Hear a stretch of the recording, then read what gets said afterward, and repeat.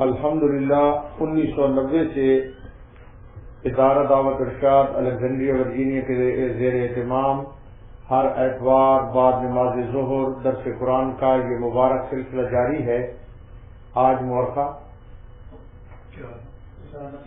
دسمبر 4 2011 کا یہ درس قرآن سورۃ اعراف کی آیت نمبر 38 سے شروع ہو رہا ہے۔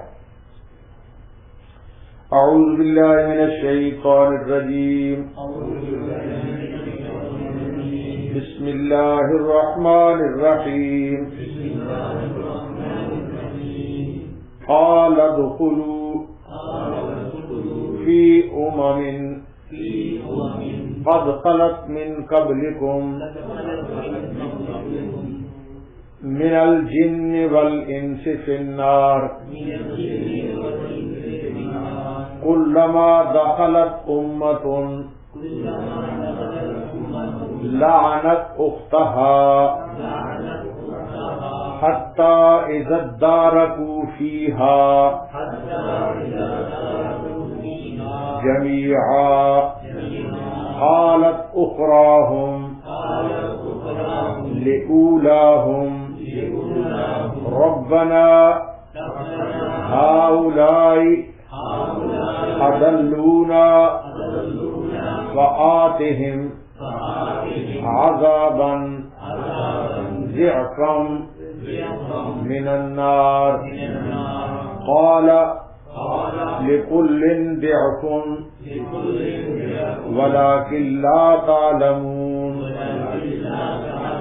وقالت أولاهم لأخراهم فما كان لكم علينا من فضل فذوقوا العذاب بما كنتم تكسبون إن الذين كذبوا بآياتنا واستكبروا عنها لا تفتح لهم أبواب السماء ولا يدخلون الجنة حتى يلج الجمل في سم الخياط وكذلك نجزي المجرمين لهم من جهنم مهاد ومن فوقهم غواش وكذلك نجزي الظالمين صدق اللہ العظیم۔ ترجمہ: قال ادخلوا في قد خلت من قبلكم من الجن والانس في النار۔ اللہ تعالی فرمائے گا جو فرقے تم سے پہلے گزر چکے جنات میں سے بھی اور آدمیوں میں سے بھی، ان کے ساتھ تم بھی دوزخ میں جاؤ۔ کلما دخلت امۃ لعنت اختها، جس وقت بھی کوئی کفار کی جماعت داخل دوزخ ہوگی اپنی جیسی دوسری جماعت کو لعنت کرے گی۔ حتی اذا ادارکوا جمیعا، حتی اذا ادارکوا فیہا جمیعا، یہاں تک کہ جب اس میں سب جمع ہو جائیں گے۔ قالت اخراہم لأولاہم، تو پچھلے لوگ پہلے لوگوں کی نسبت کہیں گے، ربنا ہؤلاء اضلونا، اے ہمارے پروردگار ہم کو ان لوگوں نے گمراہ کیا تھا۔ فآتہم عذابا ضعفا من النار، سو ان کو دوزخ کا عذاب ہم سے دگنا دیجیے۔ قال لکل ضعف ولکن لا تعلمون، اللہ تعالیٰ فرمائیں گے کہ سب ہی کا دگنا ہے لیکن ابھی تم کو پوری خبر نہیں۔ وقالت اولاہم لأخراہم، فما کان لکم علینا من فضل، پچھلے لوگوں سے کہیں گے کہ پھر تم کو ہم پر کوئی فوقیت نہیں، فذوقوا العذاب بما کنتم تکسبون، سو تم بھی اپنے کردار کے مقابلے میں عذاب کا مزہ چکھتے رہو۔ ان الذین کذبوا بآیاتنا واستکبروا عنہا، جو لوگ ہماری آیتوں کو جھوٹا بتلاتے ہیں اور ان کے ماننے سے تکبر کرتے ہیں، لا تفتح لهم ابواب السماء، ان کے لیے آسمان کے دروازے نہ کھولے جائیں گے، ولا يدخلون الجنة حتى يلج الجمل في سم الخياط، اور وہ لوگ کبھی جنت میں نہ جائیں گے جب تک کہ اونٹ سوئی کے ناکے کے اندر سے نہ چلا جاوے۔ وَكَذَلِكَ نَجْزِي الْمُجْرِمِينَ، اور ہم مجرم لوگوں کو ایسی سزا دیتے ہیں۔ لَهُم مِّن جَهَنَّمَ مِہَادٌ، ان کے لیے آتش دوزخ کا بچھونا ہوگا، وَمِن فَوْقِهِمْ غَوَاشٍ، اور اسی کا اوڑھنا ہوگا، وَكَذَلِكَ نَجْزِي الظَّالِمِينَ، اور ہم ایسے ظالموں کو ایسی ہی سزا دیتے ہیں۔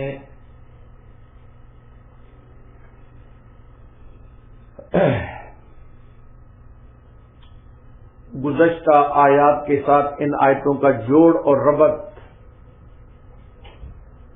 گزشتہ آیات میں اللہ تعالی نے تمام بنی انسان کو خطاب فرمایا،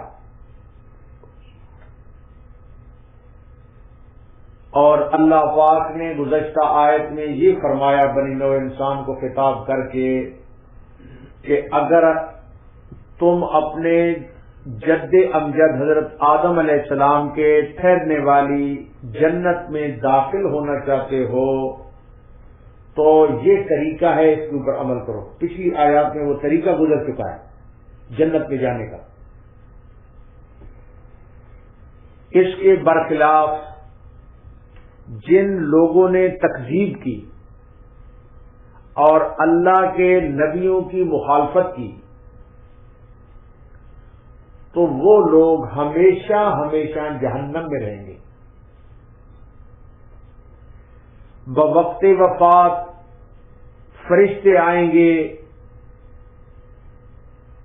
اور فرشتے ان کو ڈانٹ ڈپٹ بھی کریں گے اور کہیں گے وہ تمہارے مددگار کہاں ہیں جن کو وہ تم دنیا میں پکارا کرتے تھے، اور لوگ کفار اقرار کریں گے کہ وہ سارے کے سارے ہم سے کھو گئے۔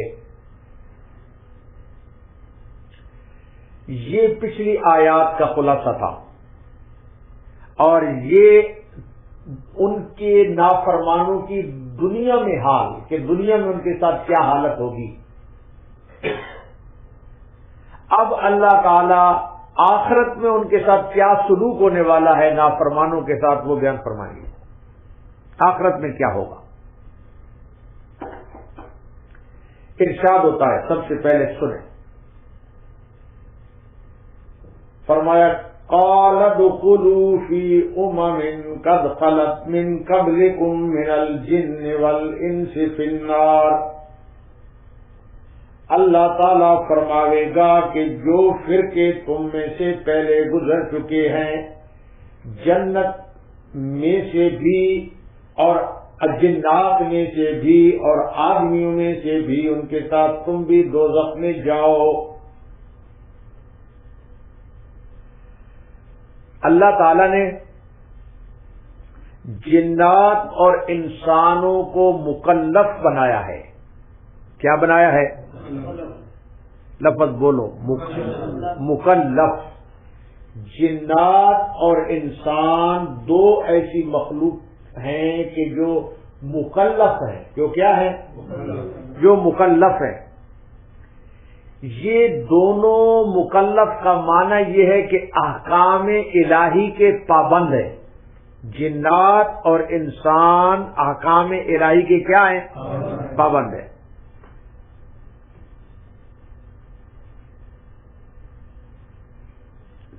لیکن پابند ہونے کے باوجود نہ انسان اس معیار پر پورے اترے اور نہ ہی جنات اس معیار کے اوپر پورے اترے ہیں جو اللہ پاک نے معیار دیا ہے. نہ انسان پورے اترے اور نہ ہی جنات پورے اترے. جن انسانوں کی طرح مخلوق ہے. جن کیا ہے؟ جن انسانوں کی طرح مخلوق ہیں، مگر ایک نمایاں فرق یہ ہے کہ جن نظر نہیں آتے. جن ایسے ممکن ہے کہ درس قرآن کے اندر بھی شریک ہو، بلکہ پہلے مدرسوں کے اندر کئی ایسے واقعات ہیں کہ وہ جن پڑھتے رہے. ایک پنجاب کے مدرسے کا بالکل مشہور واقعہ ہے کہ ایک جن طالب علم بن کر پڑھنے کے لیے آ گیا تھا، اور بالکل ایسا حلیہ اس نے بنایا ہوا طالب علموں کی طرح کہ وہ قرآن پڑھتا تھا، کسی کو کوئی پتہ نہیں. تو سردیوں کی ایک رات تھی اور چراغ بڑا سا ہال کمرہ تھا جس میں سارے طالب علم سوتے تھے لحافوں کے اندر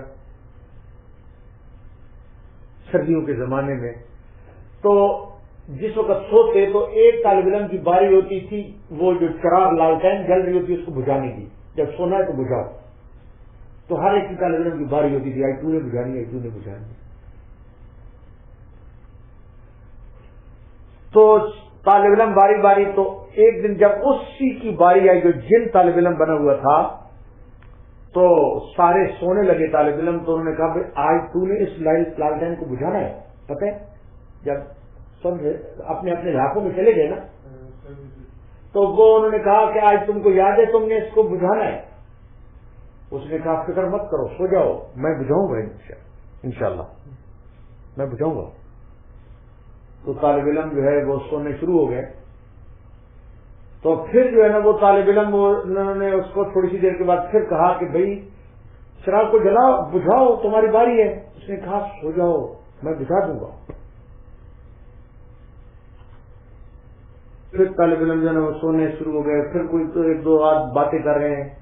پھر انہوں نے تیسری مرتبہ تھوڑی سی اور دیر کے بعد اس کو کہا بھائی جلدی جلدی جلدی بجھاؤ. اس نے کہا سو جاؤ، فکر مت کرو، میں بجھا دوں گا، میں کہہ جو رہا ہوں. تو جب اس نے سمجھا کہ اب طالب علم تھوڑی سی دیر کے بعد اب تقریباً سو گئے ہوں گے، تو اس نے وہیں جہاں پر سوئے ہوا تھا لمبا ہاتھ کر کے اس کو بجھا دیا. اتنا لمبا ہاتھ کیا نا چراغ تک پہنچ گیا اور اس کو فوراً طور پر بجھا دیا. تو کچھ طالب علم جاگ رہے تھے، انہوں نے اس کو دیکھ لیا اس کا لمبا ہاتھ. وہ تو ڈر گئے. انہوں نے کہا یہ تو کوئی بڑا ہے، یہ تو انسان نہیں ہے، یہ جو اس نے یہ کام، یعنی وہ اتنا بڑا اس نے جب ہاتھ نکالا تو وہ تو سارے ڈر گئے. وہ تو رات کو سو نہیں سکے. تو صبح کے وقت اپنے استاد کو کہنے لگے کہ یا یہ پڑے گا ادھر یا ہم پڑھیں گے، یہ کوئی اور چیز ہے، یہ ہماری طرح نہیں ہے. تو استادوں نے کہا اس کو کہ بھائی اب تو تیرا مسئلہ کھل گیا ہے، تو اس وجہ سے اب میں اپنے مدرسے کو ویران نہیں کرنا چاہتا، تو مہربانی کر، تو اپنا کسی اور جگہ چلا. تو بس وہ قرآن پڑھ رہا تھا، قرآن پڑھنے کے لیے آیا تھا. تو مقصد کہنے کا یہ ہے کہ جنات اور انسان دونوں مخلوق ہیں. جنات نظر نہیں آتے، جنات نظر نہیں آتے، مگر انسان نظر آتے ہیں. انسان تاہم نیکی اور بدی کے کردار میں یہ جنات بھی انسانوں کی مانند ہے.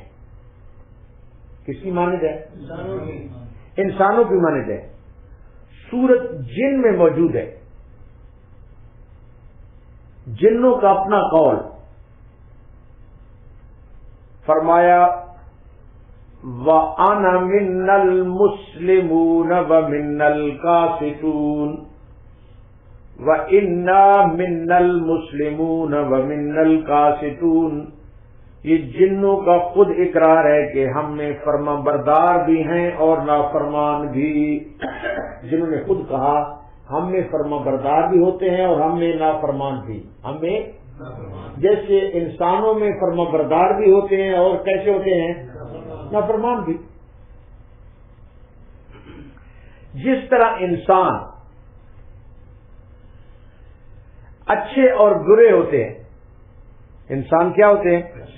اچھے اور برے ہوتے ہیں اور ہر قسم کے لوگ ہوتے ہیں. انسانوں میں ہر قسم کے کیا ہوتے ہیں؟ لوگ ہوتے ہیں. اسی طرح جنات میں بھی اچھے بھی ہوتے ہیں اور جنات میں برے بھی ہوتے ہیں.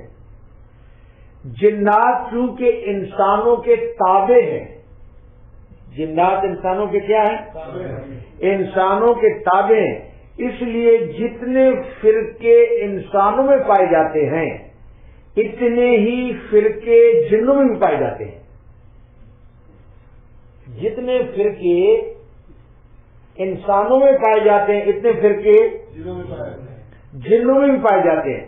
چنانچہ اس کی بھی ثبوت قرآن میں موجود ہے ان کے فرقوں کے متعلق. اللہ پاک نے سورت جن میں فرمایا کننا طرائق قددا. کننا طرائق قددا یعنی نیکی اور بدی کی جتنی باتیں اور رسومات انسانوں میں ہوتی ہیں وہ جنوں میں بھی موجود ہیں. وہ جنوں میں بھی موجود ہیں. جیسے ہم رسمیں کرتے ہیں وہ بھی کرتے ہیں. جیسے ہم بدعت بعض اوقات ہمارے انسانوں میں لوگ بدعات کرتے ہیں وہ بھی کرتے ہیں. بعض لوگ سنت کے مطابق چلتے ہیں وہ بھی چلتے ہیں. تو جیسے انسانوں میں ہے ایسا کس میں ہے؟ جنوں میں بھی ہے. البتہ یہ جو جنات ہیں ان کی جو تخلیق ہے اس میں فرق ہے. ان کی پیدائش میں فرق ہے. ان کی پیدائش میں کیا ہے؟ ان کی پیدائش میں فرق ہے. انسان خاک کے مادے سے پیدا ہوا. انسان کس سے؟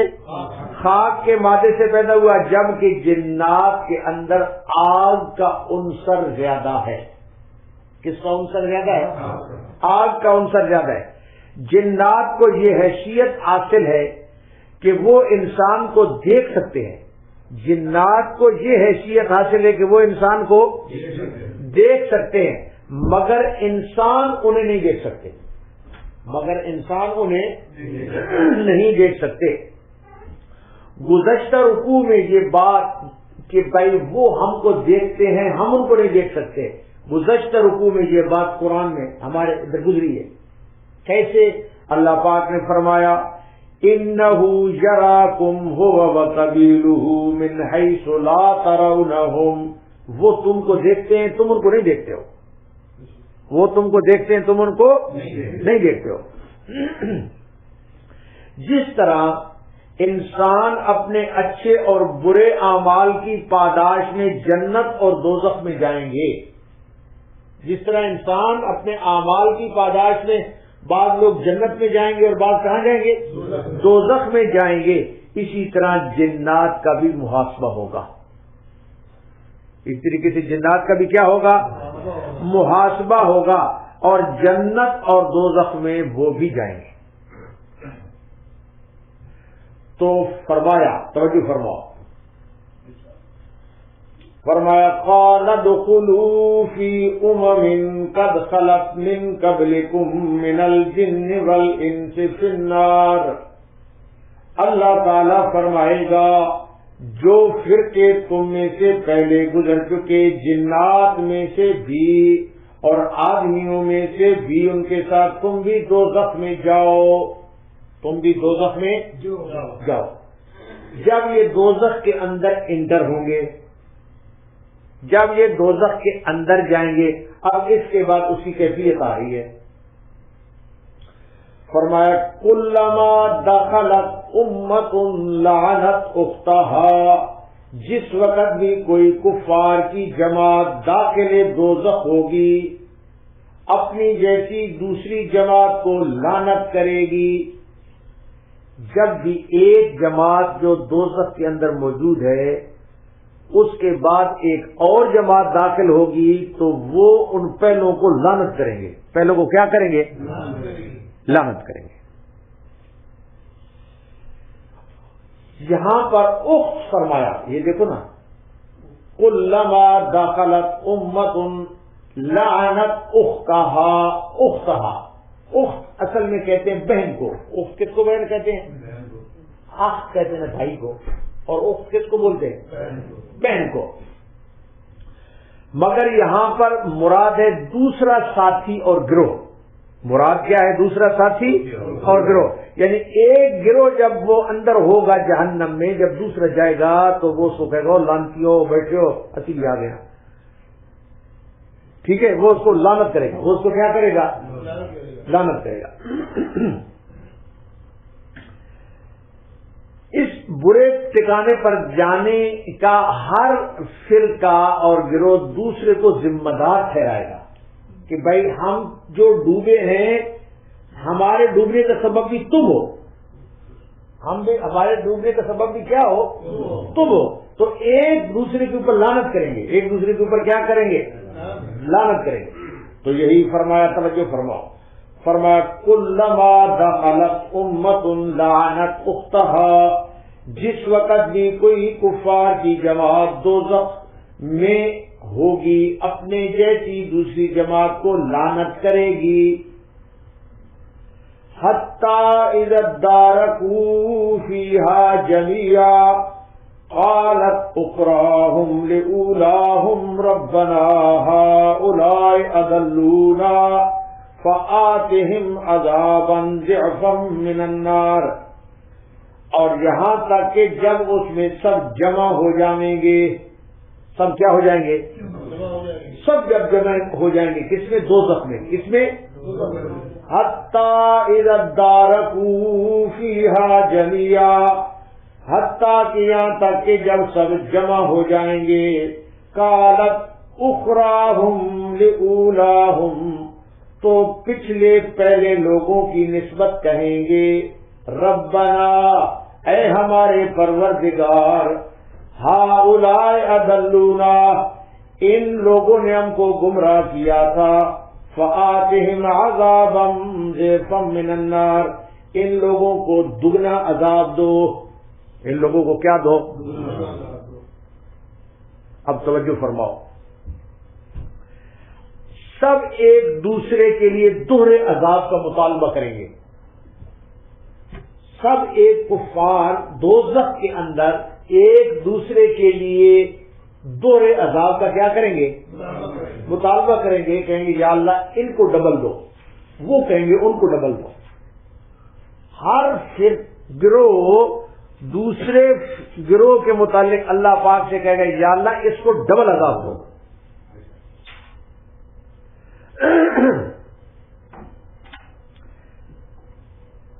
بڑے چھوٹوں پر اور چھوٹے بڑوں پر، حاکم ماتحت پر اور ماتحت حاکم پر، ضعیف طاقتوروں پر اور طاقتور ضعیفوں پر لعنت کریں گے. کیا کریں گے؟ لعنت کریں گے. اور دگنا عذاب کا مطالبہ کریں گے. دگنے عذاب کا ایک دوسرے کے لیے کیا کریں گے؟ مطالبہ کریں گے.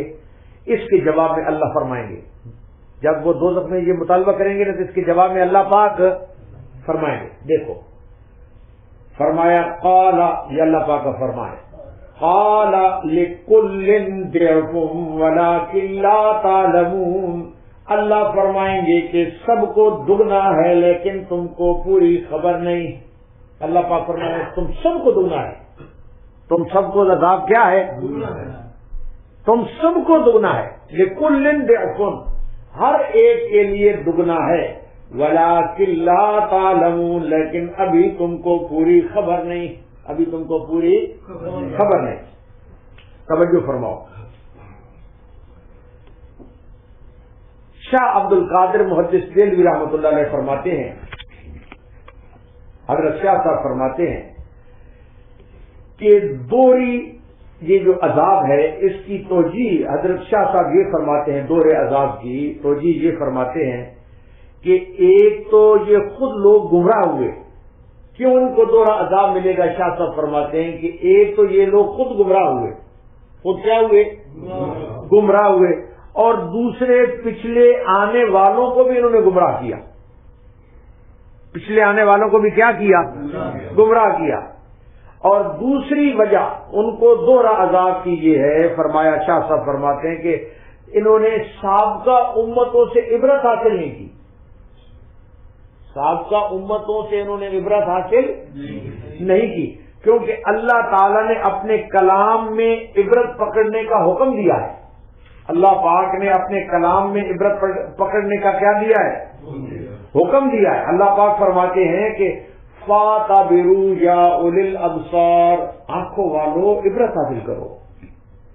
اللہ پاک کیا فرماتے ہیں؟ آنکھوں والو فَاتَبِرُوا يَا أُولِي الْأَبْصَارِ، اور اللہ پاک یہ بھی فرماتے ہیں إِنَّ فِي ذَلِكَ لَعِبْرَةٌ لِأُولِي الْأَبْصَارِ، اس میں آنکھوں والوں کی عبرت ہے۔ قرآن حکیم کے اندر جگہ جگہ موجود ہے، قرآن حکیم میں یہ چیز جو ہے جگہ جگہ کیا ہے؟ موجود ہے۔ جب بھی قوم ہلاک ہوئی، جب بھی کوئی قوم کیا ہوئی؟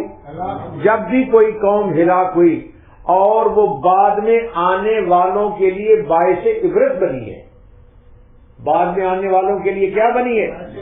باعث عبرت بنی، مگر ان لوگوں نے عبرت نہیں پکڑی، دوزخ میں جانے والوں نے عبرت نہیں پکڑی، لہذا بعد میں آنے والے وہ بھی دوہرے عذاب کے مستحق ہیں۔ تو فرمایا لِكُلٍّ ضِعْفٌ، سب کے لیے ڈبل، سب کے لیے کیا ہے؟ حدیث شریف میں توجہ فرما، حدیث شریف میں آتا ہے جناب رسول اللہ صلی اللہ علیہ وسلم نے فرمایا کہ جب کوئی ہدایت کا رستہ مقرر کرتا ہے، جب کوئی آدمی ہدایت کا رستہ کیا کرتا ہے؟ مقرر کرتا ہے، اس پر عامل کے بدلے میں، جو عامل کہتے ہیں عمل کرنے والا، عامل کے بدلے میں موجد کو بھی ایک ایک اجر ملتا رہتا ہے۔ جو موجد ہے، جس نے اس رستے کو تلاش کیا ہے، تو جیسے عامل تو عمل کرتا ہے، لیکن جو موجد ہے اس عمل کرنے والے کا ایک ایک اجر اس موجد کو بھی کیا ہوتا رہتا ہے؟ ملتا رہتا ہے۔ اور اگر کوئی شخص رسم بد ایجاد کرتا ہے، رسم بد ایجاد کرتا ہے اور پھر اس پر لوگ چل نکلتے ہیں، تو ہر عمل کرنے والے کے گناہ کا ایک حصہ اس رسم بد کے ایجاد کرنے والے کے نامہ اعمال میں لکھا جاتا ہے، اس کے نامہ اعمال میں لکھا جاتا ہے۔ جناب رسول اللہ، اس سے آپ اندازہ فرمائیں، جناب رسول اللہ صلی اللہ علیہ وسلم نے فرمایا اول من سن القتل، آپ نے کیا فرمایا؟ جس شخص نے سب سے پہلے قتل کی رسم کو ایجاد کیا ہے دنیا میں، اس دھرتی میں جس شخص نے سب سے پہلے قتل ناحق کی رسم کو کیا کیا ہے؟ ایجاد کیا۔ فرمایا من سن القتل، جس نے سب سے پہلے قتل کی رسم کو ایجاد کیا، اور آپ جانتے ہیں وہ کون ہے؟ حضرت آدم علیہ السلام کے جس بیٹے نے پہلا قتل کیا، حضرت آدم علیہ السلام کے جس بیٹے نے سب سے پہلا قتل کیا، اس کے نام اعمال میں مابعد قتل ناحق کا گناہ لکھا جاتا رہے گا۔ جتنا بھی قتل ناحق ہوگا اس کے نام اعمال کے اندر ایک گناہ اس کے نام اعمال کے اندر بھی لکھا جاتا رہے گا۔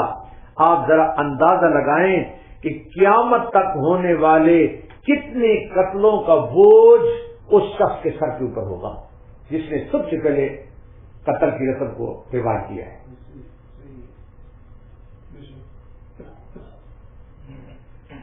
اس اصول کے تحت نبی جو انبیاء ہیں ان کے اعمال صالحہ امت میں سب سے زیادہ ہوتے ہیں۔ یہ جو اصول ہے، اس اصول کے تحت نبی کے اعمال صالحہ امت میں سب سے کیا ہوتے ہیں؟ زیادہ ہوتے ہیں، کیونکہ ہر اچھا طریقہ اور نیکی کا کام نبی جاری کرتا ہے. ہر اچھا طریقہ اور نیکی کے کام کو کون جاری کرتا ہے؟ نبی جاری کرتا ہے، اور امت کو ترغیب دیتا ہے کہ اس کے اوپر عمل کرو. اور اس کی امت کو کیا دیتا ہے؟ ترغیب دیتا ہے. لہذا امت کے لوگ جب تک وہ نیک عمل انجام دیتے رہیں اس میں ایک ایک اجر نبی کو بھی ملتا رہتا ہے. نماز جو بھی پڑھ رہا ہے تو ایک ایک اجر جنہوں نے سب سے پہلے نماز کا طریقہ سکھایا ان کو جاتا ہے، ان کو اس وجہ سے نبی کے جو ہے عمل وہ امت میں سب سے زیادہ ہے، سب سے کیا ہوتا ہے؟ زیادہ ہو جاتا ہے. اسی طرح نبی کے اعمال نامہ سب سے اعلیٰ اور عرفہ ہو جاتا ہے. نبی کا نام اعمال سب سے اعلیٰ اور عرفہ ہو جاتا ہے. اور گناہ، یہی طریقہ ہے گناہ کا، یہی طریقہ کیا ہے؟ گناہ کا، کہ سب سے زیادہ بوجھ گناہ کا شیطان کے اوپر ہوگا. سب سے زیادہ گناہوں کا بوجھ کس کے اوپر ہوگا؟ شیطان کے اوپر ہوگا، کیونکہ ہر برائی کا موجب وہی ہے.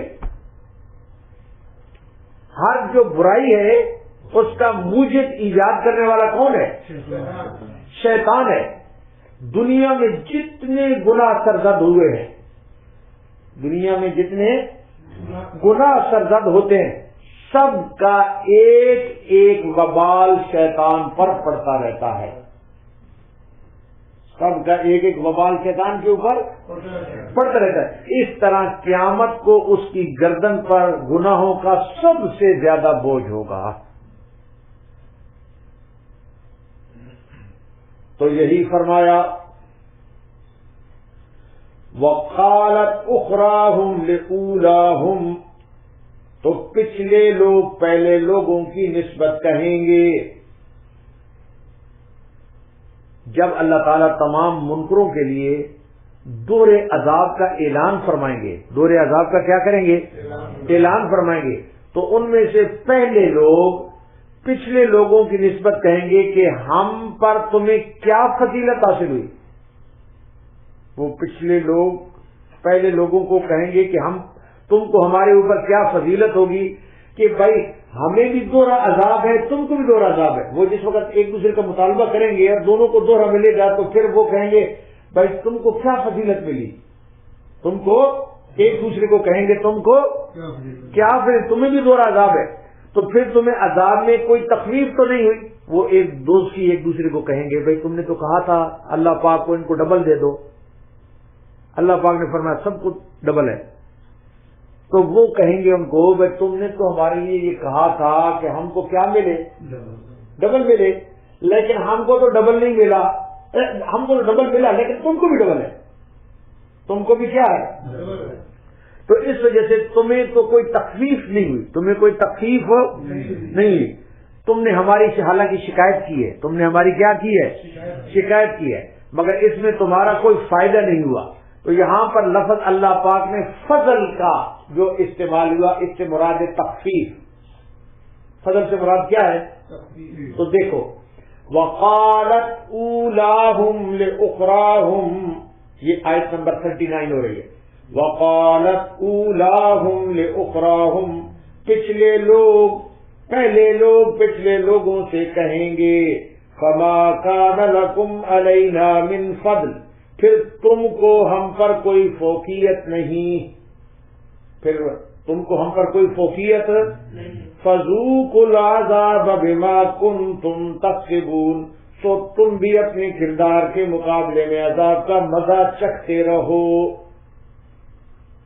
فذوقوا العذاب بما کنتم تکسبون، یعنی جو کچھ تم نے کیا اس کا نتیجہ سزا کی صورت میں برآمد ہوا، لہذا اس سزا کا مزہ بھگتو، اس سزا کا مزہ کیا کرو؟ مزہ چکھو اور اس سزا کو اب بھگتو، سزا کو اب بھگتو. یہ عام قانون ہے. یہ کیا ہے؟ عام قانون ہے. سورۃ بقرہ میں بیان کیا گیا ہے لہا ما کسبت وعلیہا ما اکتسبت، ہر آدمی کو اپنی کمائی ملے گی. ہر آدمی کو کیا ملے گی؟ اپنی کمائی ملے گی. کسی انسان نے جو اچھا عمل کیا ہے اس کا اجر اس کو ملے گا، اور جو برائی انجام دی ہے اس کا وبال بھی اسی کے اوپر پڑے گا. اس کا وبال بھی اسی کے اوپر پڑے گا. کوئی شخص کسی دوسرے شخص کا بوجھ قیامت والے روز نہیں اٹھائے گا. یہ جو عیسائی عقیدہ رکھتے ہیں کہ بھائی جتنے گناہ کر لو، جیسس کرائسٹ ہماری طرف سے قربانی دے دیا ہے. تو اللہ پاک نے قرآن میں فرمایا وَلَا تَزِرُ وَازِرَةٌ وِزْرَ أُخْرَىٰ، کوئی قیامت والے کسی کا بوجھ نہیں اٹھائے گا. ہر آدمی اپنی کمائی تو خود ذمہ دار ہے. وَلَا تَزِرُ وَازِرَةٌ وِزْرَ، کوئی کسی کا بوجھ نہیں اٹھائے گا، کوئی کسی کا بوجھ نہیں اٹھائے گا. اور اسی طرح اللہ پاک فرماتے ہیں ذَلِكَ بِمَا قَدَّمَتْ يَدَاكَ، یہ تیرے ہاتھوں کا اپنا بھیجا ہوا ہے، جس کو وصول کرو. اللہ پاک فرمائیں گے، ایک مقام پر فرماتے ہیں کہ ذَلِكَ بِمَا قَدَّمَتْ يَدَاكَ، یہ تیرے ہاتھوں کا بھیجا ہوا ہے، اس کو وصول کرو. اس کو کیا کرو؟ وصول کرو. اور اللہ تعالیٰ سورۃ قاف میں فرماتے ہیں کہ سورۃ میں قاف میں فرماتے ہیں وَمَا أَنَا بِظَلَّامٍ لِّلْعَبِيدِ، اللہ پاک فرماتے ہیں کہ میں اپنے بندوں کے اوپر زیادتی نہیں کرتا، بلکہ ان کے اعمال کا بدلہ ہم دیتے ہیں. ہم ان کے اعمال کا کیا دیتے ہیں؟ بدلہ دیتے ہیں. ہم کسی قسم کی زیادتی نہیں کرتے. اب اس کے بعد کی آیت یعنی آیت نمبر 40 توجہ ہے نا بھائی؟ فرمایا ان الذین کذبوا بآیاتنا واستکبروا عنہا، فرمایا جو لوگ ہماری آیتوں کو جھوٹا بتلاتے ہیں اور ان کے ماننے سے تکبر کرتے ہیں. ماننے سے کیا کرتے ہیں؟ تکبر کرتے ہیں. پہلے یہ اس کی بات سن لیجئے. اب اللہ پاک تکذیب کرنے والوں کے برے انجام اور ایمان لانے والوں کے خوشگوار حالات کو اب اس کے بعد بیان فرمانے والے ہیں. اس رکوع میں اللہ پاک تکذیب کرنے والوں کے برے انجام اور ماننے والوں کے خوشگوار حالات کو اللہ پاک بیان فرمانے والے ہیں. تو سب سے پہلے نمبر آ رہا ہے تکذیب کرنے والوں کا. سب سے نمبر آ رہا ہے پہلے تکذیب والوں کا. فرمایا جن لوگوں نے ان الذین کذبوا بآیاتنا، جنہوں نے تکذیب کی، جنہوں نے کیا کی؟ تکذیب کی. امام راضی فرماتے ہیں تکذیب کی اس میں تمام صورتیں شامل ہیں. تکذیب کی تمام صورتیں شامل ہیں. داہریہ لوگ ہوتے ہیں، داہریے، وہ اللہ تعالیٰ کی ذات اور صفات کو نہیں مانتے، وہ بھی تکذیب کر رہے ہیں. وہ بھی کیا کر رہے ہیں؟ تکذیب کر رہے ہیں. مشرک اللہ کی وحدانیت کو نہیں مانتے، یہ بھی تکذیب کر رہے ہیں. یہ بھی کیا کر رہے ہیں؟ تکذیب کر رہے ہیں. کفار انبیاء کی نبوت اور قیامت وغیرہ کو نہیں مانتے، قرآن کو نہیں مانتے، یہ بھی کیا کر رہے ہیں؟ تکذیب. یہ بھی کیا کر رہے ہیں؟ تکذیب کر رہے ہیں. قادیانی ختم نبوت کو نہیں مانتے، یہ بھی تکذیب کر رہے ہیں. یہ بھی کیا کر رہے ہیں؟ تکذیب کر رہے ہیں. رافضی اصحاب پیغمبر کو نہیں مانتے، رافضی اصحاب پیغمبر کو نہیں مانتے، وہ بھی تکذیب کر رہے ہیں. وہ بھی کیا کر رہے ہیں؟ تو جتنے بھی تکذیب کرنے والے ہیں فرمایا کہ ان الذین کذبوا بآیاتنا، جو لوگ ہماری آیتوں کو جھوٹا بتلاتے ہیں. اچھا، واستکبروا عنہا، اور ان کے ماننے سے تکبر کرتے ہیں. ماننے سے کیا کرتے ہیں؟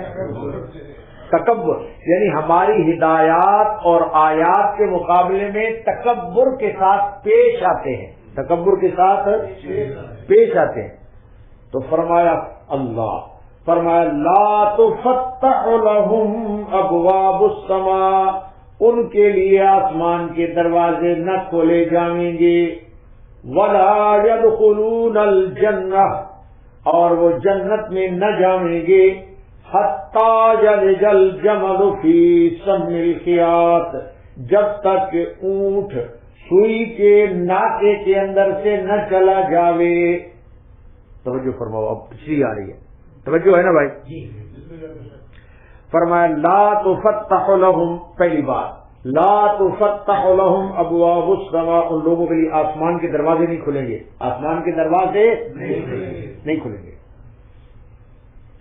بعض مفسرین فرماتے ہیں کہ آسمان کے دروازے نہ کھلنے کا مطلب اعمال اوپر آسمان کی طرف نہیں جائیں گے، ان کے اعمال اوپر آسمان کی طرف نہیں جائیں گے، اور ان کے اعمال کی قبولیت نہیں ہوگی، ان کے اعمال کی قبولیت نہیں ہوگی. بعض مفسرین فرماتے ہیں کہ یہ جو دروازے نہیں کھلیں گے مراد یہ ہے کہ ان کی دعائیں قبول نہیں ہوں گی، ان کی دعائیں قبول نہیں ہوں گی. اور یہ جو آسمان کے دروازے نہیں کھلیں گے، اس آیت کی تشریح میں اور بہت احادیث موجود ہیں جن میں ارواح کا ذکر ہے. جن میں کس کا ذکر ہے؟ ارواح، روح کی جمع ارواح ہے. روح کی جمع کیا ہے؟ وہ احادیث جس میں ارواح کا ذکر ہے اس آیت کی تائید کرتی ہیں. اس آیت کی کیا کرتی ہیں؟ تائید کرتی ہیں. حدیث میں آتا ہے، توجہ فرماؤ، حدیث میں آتا ہے کہ جب کوئی مومن آدمی فوت ہوتا ہے، مومن آدمی جب کوئی مومن آدمی فوت ہوتا ہے تو اس کی روح کو فرشتے آسمان کی طرف لے کر جاتے ہیں. اس کی روح کو کہاں لے کر جاتے ہیں؟ آسمان کی طرف لے کر جاتے ہیں. فرشتے اس کے لیے آسمان کے دروازے جو اوپر آسمان کے اوپر فرشتے کھولتے ہیں. فرشتے لے کر جا رہے ہیں اور اوپر کے فرشتے دروازہ آسمان کا وہ جو روح آ رہی ہے اس کے لیے کیا کر دیتے ہیں؟ کھول دیتے ہیں. اور اسے وہ اوپر والے فرشتے مرحبا، خوش آمدید، ویلکم کہتے ہیں. پھر اس کی روح کو آسمانوں سے گزار کر علیین کے مقام پر لے جاتے ہیں. کہاں پر لے جاتے ہیں؟ علیین. کون سا؟ علیین کے مقام کے اوپر لے جاتے ہیں.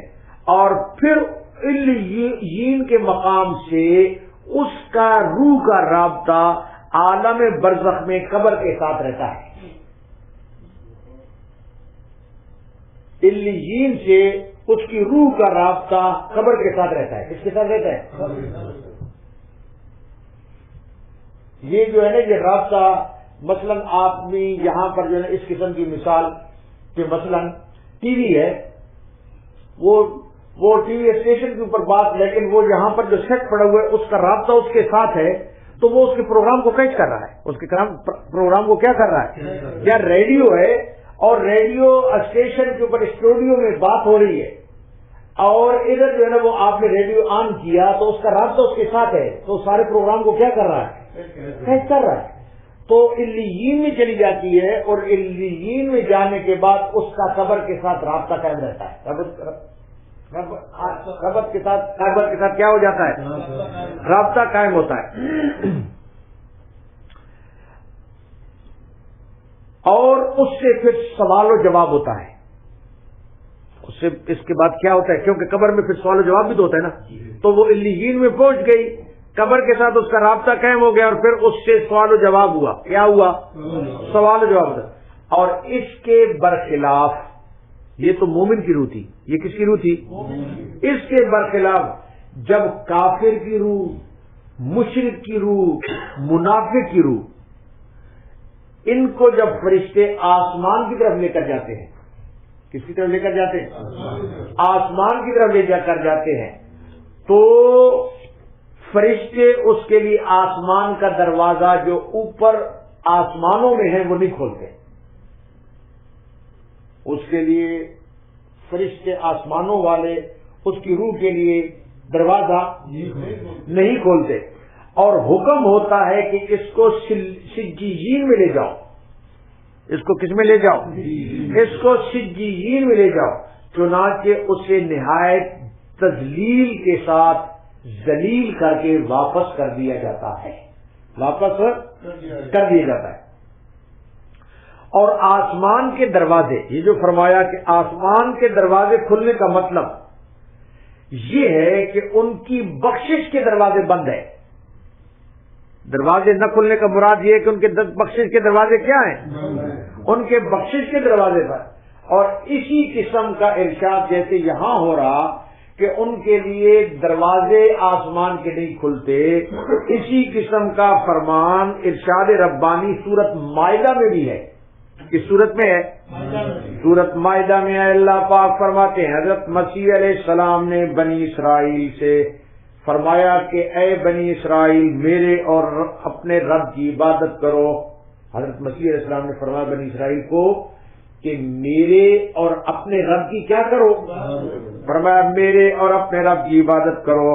اور آگے حضرت مسیح علیہ السلام نے فرمایا انہ من یشرک باللہ، جو شخص اللہ کے ساتھ شریک کرے گا فقد حرم اللہ علیہ الجنہ، اللہ نے اس کے اوپر جنت حرام فرما دی ہے. ومأواہ النار، اور اس شخص کا ٹھکانہ جہنم ہوگا. اس شخص کا ٹھکانہ کہاں ہوگا؟ جہنم میں ہوگا. ایک اور حدیث میں ارشاد ہے، توجہ ہے نا بھائی، ایک اور حدیث میں ارشاد ہے کہ جب حضرت ملک الموت علیہ السلام، جب حضرت ملک الموت علیہ السلام مومن کی روح کو قبض کرتے ہیں، کس کی روح کو؟ مومن کی روح کو قبض کرتے ہیں، تو ایسی وہ آسانی سے نکلتی ہے. جب وہ مومن کی روح کو قبض کرتے ہیں تو وہ مومن کی روح اپنے جسم سے ایسی آسانی سے نکل جاتی ہے جیسے پانی کا بہتا ہوا قطرہ مشکیزے سے بہ رہا ہے. ایسی آسانی کے ساتھ مومن کی روح نکلتی ہے جیسے مشکیزے سے پانی کا بہتا ہوا قطرہ بہ رہا ہے. مشکیزے کو الٹو تو پانی کا قطرہ کچھ دیر لگاتے ہیں باہر آنے میں، تو جیسے مشکیزے سے پانی کا قطرہ بہ رہا ہے. اور جب وہ اس کو روح کو لے لیتے ہیں، جب ملک الموت علیہ السلام اس کی روح کو کیا کر لیتے ہیں؟ لے لیتے ہیں، تو ان کے پاس جو دوسرے فرشتے ساتھ بیٹھے ہوتے ہیں، روح لے لی ملک الموت علیہ السلام نے اور ساتھ دوسرے فرشتے بیٹھے ہیں، ساتھ ان کے دوسرے فرشتے بیٹھے ہیں. ان کے پاس جنتی کفن ہوتے ہیں. کون سا کفن؟ جنتی کفن ہوتا ہے. اور جنت کی خوشبوئیں، جنت کی کیا؟ جنت کی خوشبو ہوتی ہے، لیے ہوتے ہیں.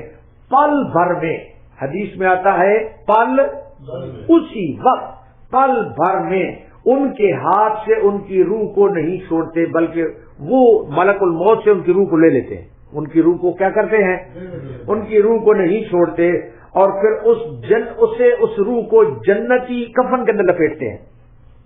اس کی روح کو کس میں لپیٹتے ہیں؟ جنتی کفن کے اندر لپیٹتے ہیں، اور جنت کی خوشبو میں رکھ کر آسمان کی طرف لے کر چل دیتے ہیں. آسمان کی طرف لے کر کیا کر دیتے ہیں؟ چل دیتے ہیں. جب وہ روح آسمان کو لے کر آسمان کی طرف وہ چڑھنے لگتے ہیں، جب وہ آسمان کی طرف چڑھنے لگتے ہیں تو فرشتوں کی جماعت جن سے بھی ان کا گزر ہوتا ہے، وہ فرشتوں کی جماعت جو روح کو لے کر جا رہی ہے، ان کا اوپر جن فرشتوں کی جماعت سے گزر ہوتا ہے، جن فرشتوں کی جماعت سے کیا ہوتا ہے؟ گزر ہوتا ہے. وہ کہتے ہیں یہ کون سی پاکیزہ روح ہے؟ وہ اس سے پوچھتے ہیں کہ یہ کون سی پاکیزہ روح ہے.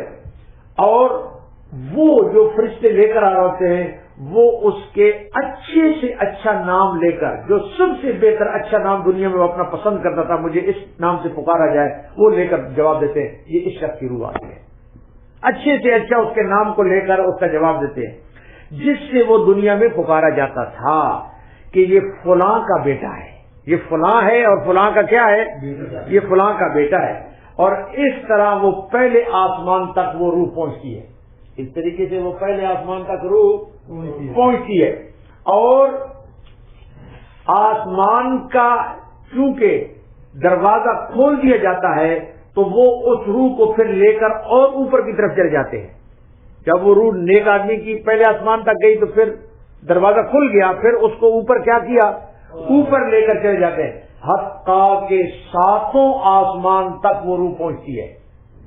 کتنے آسمانوں تک؟ 7 آسمان تک روح پہنچ جاتی ہے۔ ہر آسمان کے مقربین دوسرے آسمان تک اسے رخصت کرتے ہیں، یعنی کہ اس کے ساتھ، توجہ فرماؤ، یعنی جو مقربین فرشتے اوپر موجود ہیں، جس وقت روح جا رہی ہے فرشتوں کے ساتھ، تو پھر وہ اس آسمان کے سارے فرشتے اس کے رسپیکٹ کے لیے دوسرے آسمان تک، اپنی حدود سے باؤنڈری تک اس کو کراس کرنے کے لیے اس کے ساتھ چلتے ہیں، اس روح کے ساتھ چلتے ہیں، اور اس طریقے سے وہ اس کی روح کو آسمان پار کرواتے ہیں۔ حدود جو ہے نا وہ تو 7ویں آسمان تک پہنچ جاتے ہیں۔ جب 7ویں آسمان تک روح پہنچ جاتی ہے تو اللہ تعالیٰ فرماتے ہیں کہ میرے بندے کی کتاب علیین میں لکھ دو۔ اللہ پاک فرماتے ہیں میرے اس بندے کی کتاب کس میں لکھ دو؟ علیین میں لکھ دو۔ اور اللہ پاک اس کے بعد فرماتے ہیں کہ اسے زمین میں واپس لے جاؤ۔ یہ دوسری روایت ہے کہ اسے زمین میں کیا کرو؟ واپس لے جاؤ، کیونکہ میں نے اس کو زمین ہی سے پیدا کیا، میں نے اس کو زمین ہی سے پیدا کیا، اور اسی میں اس کو لوٹا دوں گا، اور پھر اسی ہی سے اس کو دوبارہ زندہ کروں گا، پھر اسی سے اس کو دوبارہ کیا کروں گا؟ زندہ کروں گا۔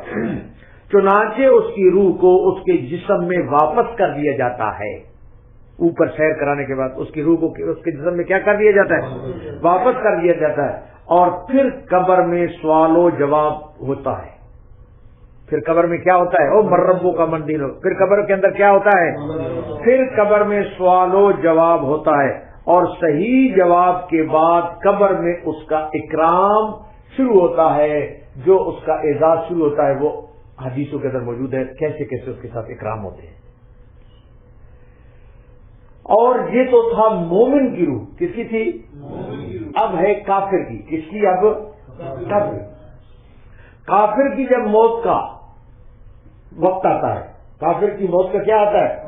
وقت آتا ہے، بلا شبہ جب کافر بندہ دنیا سے جانے اور آخرت کا رخ کرنے والا ہوتا ہے تو سیاہ چہروں والے فرشتے، کیسے؟ سیاہ چہروں والے فرشتے آسمان سے اس کے پاس آ کر بیٹھ جاتے ہیں، آسمان سے آ کر اس کے پاس کیا کرتے ہیں؟ اس کے پاس آ کر بیٹھ جاتے ہیں، جن کے ہاتھ میں ٹاٹ ہوتے ہیں۔ کیا ہوتے ہیں؟ پرانے زمانے میں اسکول کے بچے ٹاٹوں کے اوپر بیٹھا کرتے تھے، آپ کو یاد ہے؟ ہم بھی بیٹھ کر آئے ہیں، ہاں ٹاٹ ہے، ہاں۔ تو ان کے ہاتھوں میں کھردرے قسم کے ہوتے ہیں، تو ان کے ہاتھوں میں کیا ہوتے ہیں؟ ان کے ہاتھوں میں ٹاٹ ہوتے ہیں۔ اللہ اکبر۔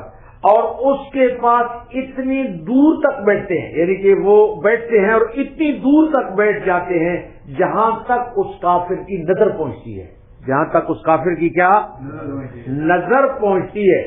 پھر ملک الموت تشریف لاتے ہیں، وہ فرشتے پہ جا کر بیٹھ جاتے ہیں، اور پھر اس کے بعد ملک الموت علیہ السلام پھر تشریف لاتے ہیں، آخر کے اوپر تشریف لاتے ہیں، حتیٰ کہ اس کے سر کے پاس آ کر بیٹھ جاتے ہیں۔ اس کے سر کے پاس آ کر کیا کرتے ہیں؟ سر کے پاس آ کر بیٹھ جاتے ہیں، اور پھر اس سے کہتے ہیں ملک الموت، اے خبیث جان، کیا کہتے ہیں؟ اے خبیث جان، اللہ کی ناراضگی کی طرف نکل، اللہ کی ناراضگی کی طرف نکل۔ ملک الموت کا یہ فرمان سن کر، جس وقت ملک الموت اس کو یہ بات، اے خبیث جان، اللہ کی ناراضگی کی طرف، ملک الموت کا یہ فرمان سن کر روح اس کے جسم میں ادھر ادھر بھاگنے شروع کر دیتی ہے۔ روح اس کے جسم میں جس وقت ملک الموت کا یہ خطاب سنتی ہے کہ نکل خبیث جان، تو اس وقت روح اس آدمی کے جسم کے اندر ادھر ادھر کیا کرنا شروع کر دیتی ہے؟ بھاگنے شروع کر دیتی ہے۔ پھر ملک الموت اس کی روح کو جسم سے اس طرح نکالتے ہیں، کیونکہ وہ تو ادھر ادھر بھاگ رہی ہوتی ہے، اس طریقے سے نکالتے ہیں جیسے بوٹیاں بھوننے کی سیخ بھیگے ہوئے اون سے صاف کی جائے۔ مطلب یہ ہے کہ جیسے بھیگا ہوا اون، جیسے بھیگا ہوا اون کانٹے دار سیخ پر لپیٹا ہوا ہو، خون بھی ہو بھیگا ہوا، اور کانٹے دار سیخ کے اوپر کیا ہو، لپیٹا ہوا ہو، اور اسے زور سے کھینچا جائے، اور پھر اس کی روح کو ملک الموت اپنے ہاتھ میں لے لیتے ہیں. کھینچنے کے بعد ملک الموت اس کی روح کو کیا کر لیتے ہیں، اپنے ہاتھ میں لے لیتے ہیں. اور جب ملک الموت نے اپنے ہاتھ میں لی تو اپنے ہاتھ میں لیتے ہی دوسرے جو فرشتے بیٹھے ہوئے ہوتے ہیں پلک جھپنے کے برابر ان کے پاس نہیں چھوڑتے، اور لے کر وہ جو انہوں نے ٹاٹ لے کر آئے ہوئے ان کے اندر اس کو لپیٹ لیتے ہیں. ٹاٹوں کے اندر ان کی روح کو کیا کر لیتے ہیں، لپیٹ لیتے ہیں جو ان کے پاس ہوتے ہیں. اور ان ٹاٹوں سے ایسی بدبو آتی ہے، حدیث میں آتا ہے کہ ان جو ٹاٹ لے کر آتے ہیں ان ٹاٹوں میں ایسی زور سے بولو، ایسی بدبو آتی ہے جیسے کبھی کسی بدترین سڑی ہوئی مردہ لاش سے روئے زمین میں بدبو آ چکی ہے. سڑی ہوئی لاش ہو روئے زمین کو، جتنی وہ انتہائی سڑی ہوئی لاش سے جتنی کبھی کوئی بدبو آ سکتی ہے اتنی اس کے اندر بدبو ہوتی ہے. وہ فرشتے اسے لے کر آسمان کی طرف چڑھتے ہیں، اس ٹاٹ کے اندر بند کر کے اس کو کہاں پر لے کر چڑھتے ہیں، آسمان کی طرف لے کر چڑھتے ہیں. اور فرشتوں کی جس جماعت کے پاس سے، کیونکہ اوپر تو فرشتے ہیں تو فرشتوں کے وہ جو لے کر چڑھ رہے ہیں جس جماعت کے پاس سے پہنچتے ہیں وہ یہ کہتے ہیں کہ یہ کون سی خبیث روح ہے. وہ پوچھتے ہیں کہ یہ کون سی خبیث روح ہے، تو وہ اس کو برے سے برے نام لے کر پکارتے ہیں جس میں دنیا میں اس کو برے نام سے پکارا گیا ہے، جو اس کا بدترین قسم کا نام ہے نا جو دنیا میں کبھی اس کا لیا گیا تو اس کو اس برے نام سے پکارتے ہیں کہ یہ فلاں کا بیٹا فلاں ہے. کہتے ہیں یہ فلاں کا بیٹا فلاں ہے، حتیٰ کہ وہ اسے لے کر قریب والے آسمان تک پہنچتے ہیں. ٹاٹوں میں لے کر اس کی روح کو قریب والے آسمان میں پہنچتے ہیں اور دروازہ کھلوانا چاہتے ہیں، دروازہ کھلوانا چاہتے ہیں، مگر اس کے لیے دروازہ نہیں کھولا جاتا، مگر اس کے لیے دروازہ نہیں کھولا جاتا. جیسے کہ اللہ پاک نے فرمایا لا تفتح لهم ابواب السماء، ان کے لیے آسمان کے دروازے نہ کھولے جائیں گے، ان کے لیے آسمان کے دروازے. پھر جب دروازے نہیں کھولے جاتے، جب دروازہ اوپر سے نہیں کھولا جاتا اور دروازے نہیں کھولے جاتے تو اس کی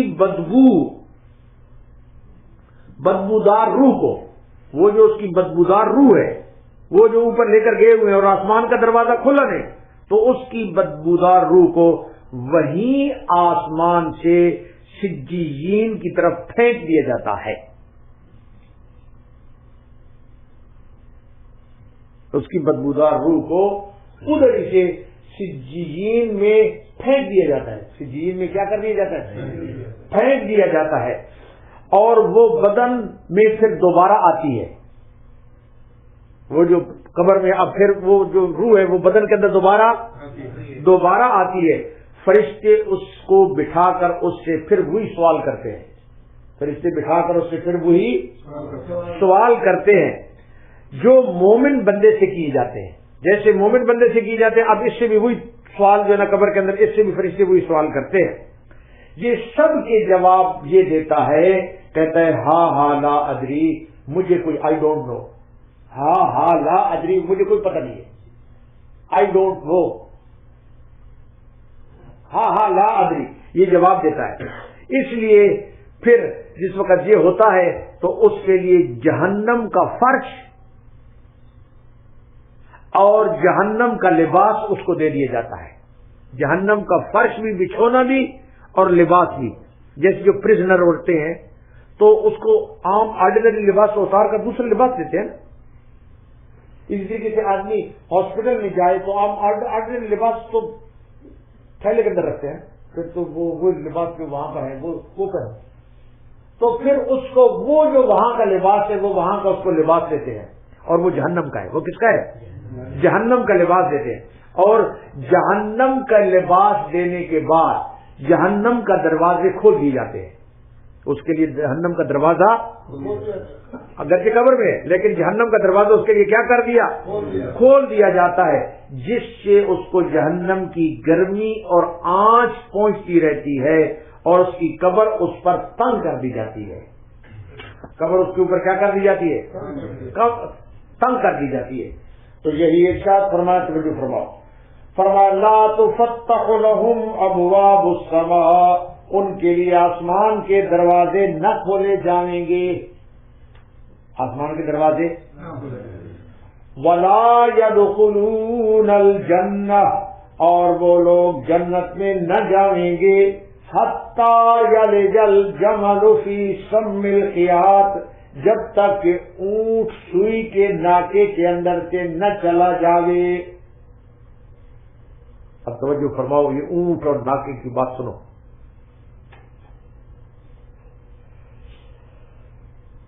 یہ اللہ پاک نے امر محال بیان فرمایا ہے۔ کون سا امر؟ امر محال فرمایا، اور اللہ پاک نے سوئی کی مثال دی ہے۔ کس کی مثال دی ہے؟ سوئی کی مثال بیان فرمائی۔ اور جو سب سے بڑا جانور ہے وہ ہوتا ہے ہاتھی۔ کون سا ہوتا ہے؟ ہاتھی کے بعد بڑا جانور اونٹ ہے۔ ہاتھی کے بعد عام جو جانور جو پائے جاتے ہیں ان میں کیا ہے؟ ان میں اونٹ ہے۔ ہاتھی کے بعد اونٹ سب سے بڑا جانور شمار ہوتا ہے۔ اونٹ چونکہ ہاتھی کی نسبت دنیا کے اکثر خطوں میں پایا جاتا ہے، ہاتھی کی نسبت اونٹ دنیا کے اکثر کس میں پایا جاتا ہے؟ خطوں میں پایا جاتا ہے، اور لوگ اس سے زیادہ مانوس ہوتے ہیں، اور لوگ اونٹ سے طرح طرح کے کام لیتے ہیں، اس لیے اللہ پاک نے یہاں پر اونٹ کا ذکر فرمایا۔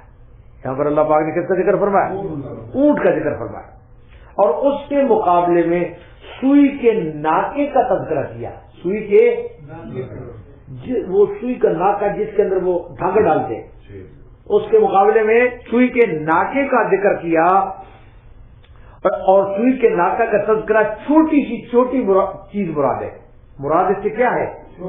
چھوٹی سی چھوٹی چیز کا مقصد یہ ہے کہ جس طرح ایک بڑی سی بڑی چیز چھوٹی سی چھوٹی چیز میں داخل نہیں ہو سکتی، اسی طرح اللہ کے نافرمان کی کامیابی محال ہے۔ اللہ کے نافرمان کی کامیابی کیا ہے؟ محال ہے۔ بہرحال جس شخص کا جس شخص کا خاتمہ کفر اور شرک پر ہوگا وہ اللہ کی رحمت کے مقام میں داخل نہیں ہو سکتا۔ وہ اللہ کی رحمت کے مقام میں داخل ہے۔ بعض لوگوں کو بڑی یہاں پر غلط فہمی ہے، وہ کہتے ہیں سب جائیں گے جنت میں۔ ہاں، اللہ پاک تو فرماتے ہیں کہ جیسے سوئی کے ناکے سے اونٹ کو گزرنا محال ہے، اسی طریقے سے کفار کا جنت کے اندر جانا محال ہے۔ اللہ پاک سمجھ نصیب فرمائے۔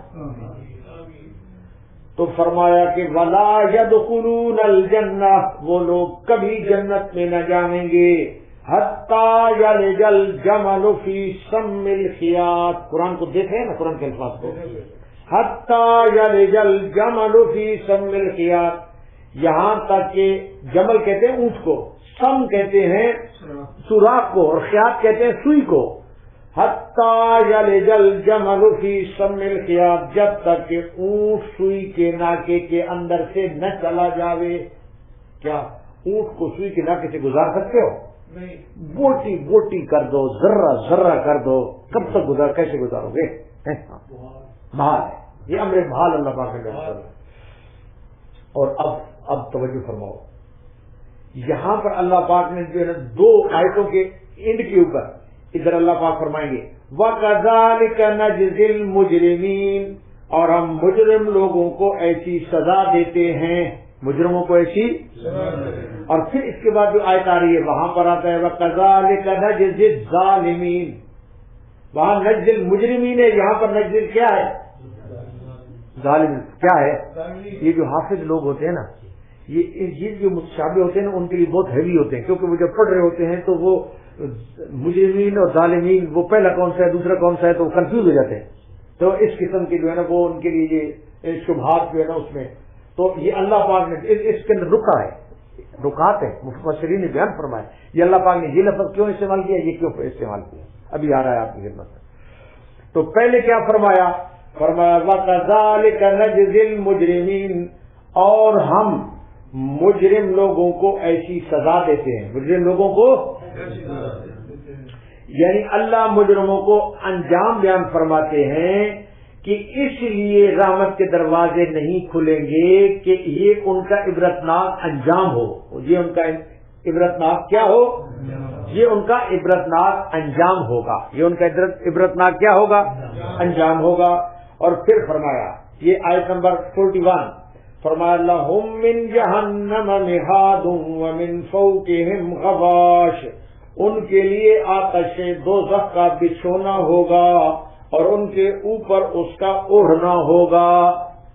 اس کے اوپر ان کا کیا ہوگا اوڑھنا ہوگا. توجہ فرماؤ یہ اوڑھنا اور بچھونا جہنم کا اس کی کیا کیفیت ہوگی یہ تو اللہ پاک ہی بہتر جانتے ہیں. حدیث میں آتا ہے کہ جو جس جہنمی کو سب سے ہلکا عذاب ہوگا سب سے ہلکا وہ اس کو جہنم کی جوتا پہنایا جائے گا. جہنم کا جوتا. اور اس شخص کا دماغ ایسا ابلے گا جیسے ہڈیاں کھولتی ہے. اور یہ عذاب سب سے ہلکا یہ ابو طالب کے لیے.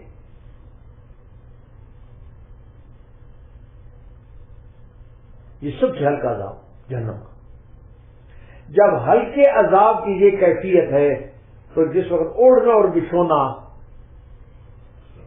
اس کی کیا کیفیت ہوگی آپ اندازہ فرما لیں. تو فرمایا لَهُم مِّن جَهَنَّمَ مِهَادٌ ان کے لیے آتش دوزخ کا بچھونا ہوگا. وَمِن فَوْقِهِمْ غَوَاشٍ اور ان کے اوپر اسی کا اوڑھنا ہوگا. یعنی یہ عذاب جہنم کی مزید شدت کا بیان فرمایا کہ مہاد کے معنی فرش کے ہیں اور غواش کے معنی ڈھانپنے والی چیز کے ہوتے ہیں. مطلب یہ کہ اوڑھنا اور بچھونا یہ سب جہنم کا ہوگا. یہ سب کس کا ہوگا جہنم کا ہوگا. یعنی کہ جس طرح توجہ فرماؤ جس طرح انہوں نے کفر شرک اور تکبر اور تکذیب کا چیزوں نے اس کا احاطہ کیا ہوا تھا. کفار اور نافرمانوں کے اوپر یہ چیزیں احاطہ کیے ہوئے ہوتی ہیں جیسے دنیا میں ان چیزوں نے ان کے اوپر احاطہ کیا ہوا تھا مرنے کے بعد یہ چیزیں ان کے اوپر احاطہ کریں گی.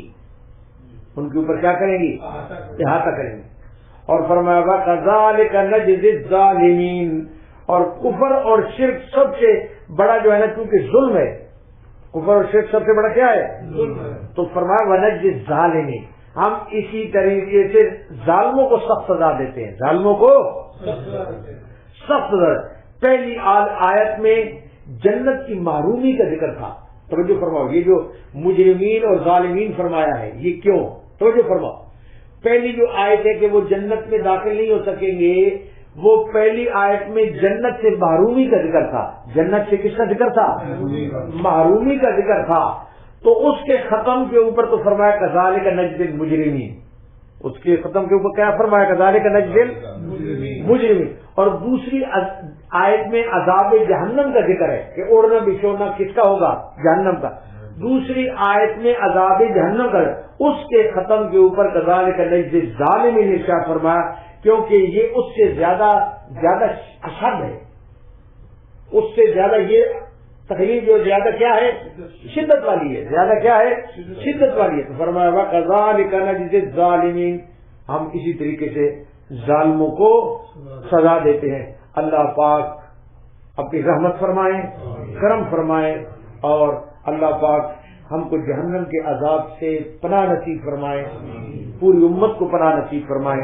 سب سننے والوں کو پناہ نصیب فرمائیں اور اللہ پاک ہمیں بھی ان میں شامل فرمائیں اور اللہ پاک ہم سب کو جنت الفردوس نصیب فرمائیں. وآخر دعوانا ان الحمد للہ رب العالمین.